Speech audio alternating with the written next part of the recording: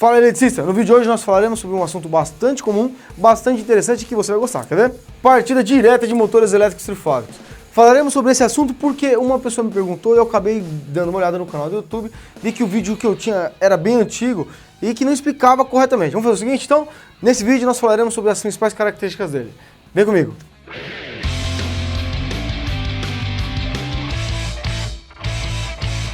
Bom, meu nome é Everton Moraes, aqui do portal Sala da Elétrica, e como eu disse anteriormente, nós falaremos sobre a partida direta de motores trifásicos.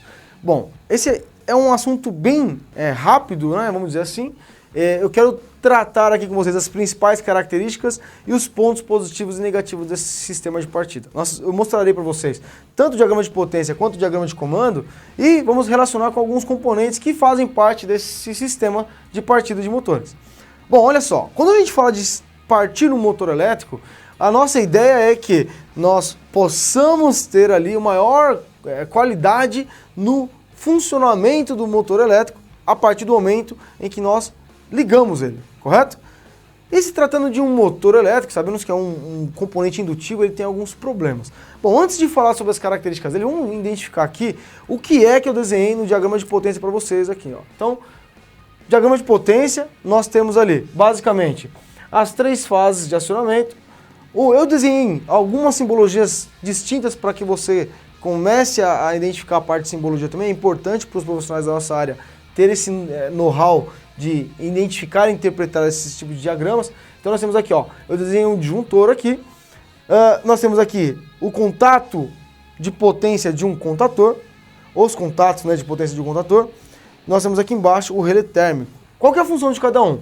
Interrupção e proteção do nosso circuito em função de curto-circuito. Quando eu falo somente de um disjuntor, tá? Não é um disjuntor motor, nesse caso eu não quis exemplificar um disjuntor motor, já que eu tenho aqui embaixo um relé térmico. Bom, então o disjuntor ele vai interromper o meu circuito em função de curto-circuito.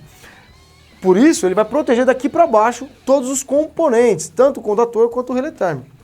A função dele não é efetivamente proteger quem? O motor elétrico. A função dele é proteger o circuito. Então ele está protegendo os condutores e os componentes, como é o caso do contator e do relé térmico que está aqui embaixo. Bom, o contator, qual que é a finalidade dele? O contator é como se ele fosse um interruptor que vai acionar o motor elétrico. Ou seja, ele vai fazer com que as três fases entrem em contato com as bobinas do nosso motor elétrico trifásico. Bacana? Aqui embaixo nós temos o relé térmico.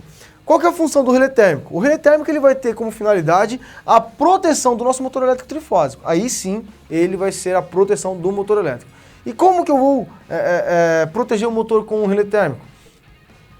Nós sabemos que o motor ele pode sofrer sobrecargas e quando ele sofre sobrecarga a corrente aumenta. Só que não é um aumento abrupto como é o caso de curto-circuito.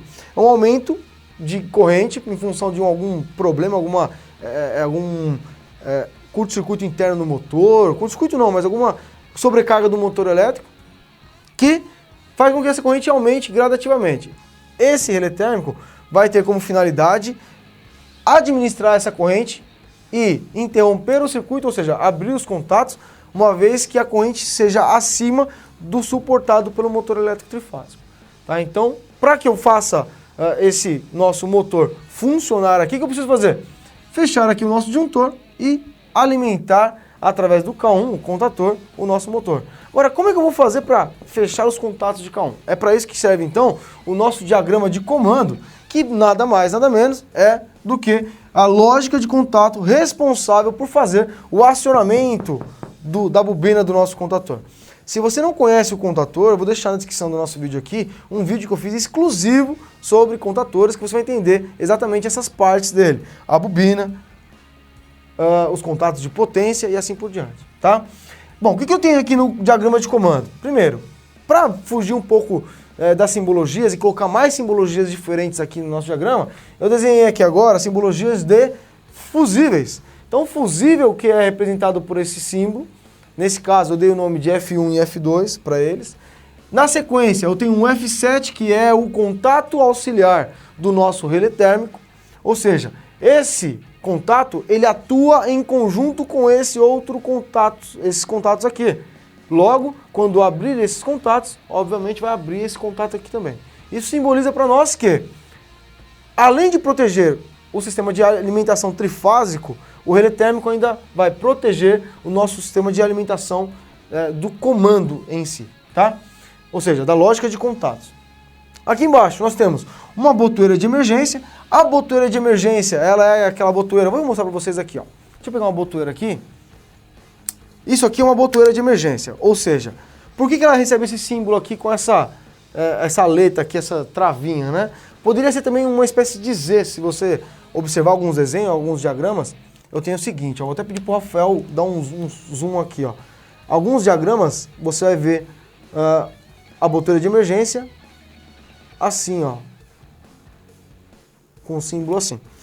Esse símbolo significa que eu consigo acionar o botão, que é isso aqui, ó. Quando eu aciono o botão, ele fica travado na posição acionada. Então ele fica travado aqui na posição acionada. Eu giro novamente aqui, ó, vou girar ele e ele destrava, fazendo, ó, vai retornando para essa posição inicial. Obviamente, se é uma botoeira de emergência, precisa ser um contato fechado, para que no momento em que você aperte o botão, ele abra o contato em si e aí proteja o motor e todo o circuito como um todo. Bom, nós ainda temos aqui, ó, uma botoeira de desliga. E qual que é a diferença da botoeira de desliga? Quer ver, ó? Da botoeira de desliga para a botoeira de emergência. Lembra da botoeira de emergência? Quando eu aperto, ela fica acionada e aí eu giro aqui, ó, destravo ela. A botoeira desliga, que é só para operação, ela é um botão de pulso. É um contato fechado também, como vocês podem observar aqui, ó.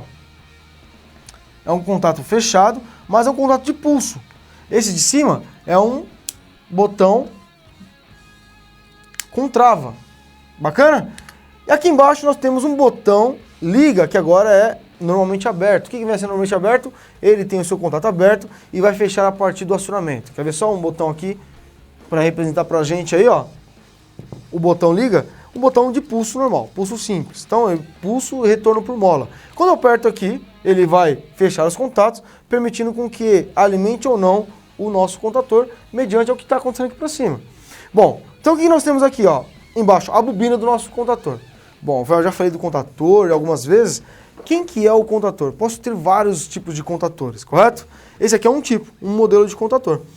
Onde eu tenho aqui em cima, na parte superior, eu tenho os contatos de potência, que tem aqui 1, 3 e 5, ou L1, L2, L3, como está no contator aqui. E aqui embaixo eu tenho a saída desses contatos de potência. Então eu tenho aqui, ó, 2, 4, 6, L1, L2, T1, T2 e T3, que é a saída dos contatos de potência. Como você pode observar aqui, ó, eu desenhei o K1, que é o contator de potência, com essa simbologia, com essas tags, né? 1, 3 e 5, 2, 4, 6. Poderia ser então L1, L2, L3, T1, T2, T3 também, né, para simbolizar essa saída dele. Bacana? Esse é um contator. É um interruptor eletromecânico que faz com que o nosso motor seja acionado efetivamente a partir do acionamento da bobina dele, correto? Bom, isso aqui é um disjuntor que está sendo representado aqui no nosso desenho por esse símbolo gráfico aqui, tá? Então ele é o disjuntor eletromecânico. Claro que esse disjuntor aqui, ele precisa ser um disjuntor, nesse caso, para motores elétricos, ou seja, para cargas indutivas, mas esse assunto a gente fala depois de um próximo vídeo nosso. Bom, bacana, né? Então nós temos aqui o que acontece a partir do momento que eu pressiono o botão S2, que é o botão liga, e ele permite o acionamento da bobina. Quando eu pressionei o botão S2, ele vai acionar aqui a bobina de K1. Acionada a bobina de K1, vai ser fechado o selo. Eu também tenho um vídeo exclusivo sobre selos, pode procurar aqui no canal do YouTube ou se não na página do Facebook, lá também tem esse vídeo lá. Então vai fechar esse selo.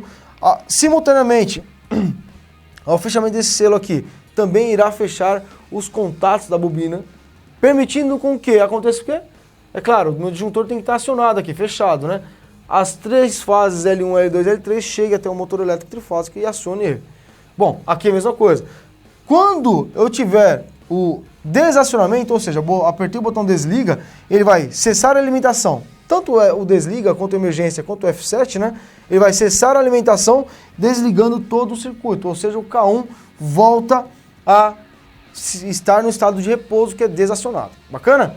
Vou fazer o seguinte, para esse vídeo não ficar tão longo, eu vou fazer o seguinte, ó, eu tenho um material exclusivo para você, vou deixar o link aqui na descrição do nosso vídeo, que é um e-book que mostra para você tudo isso que eu mostrei aqui, tudo que eu falei sobre a partida direta e as características dela. Bacana?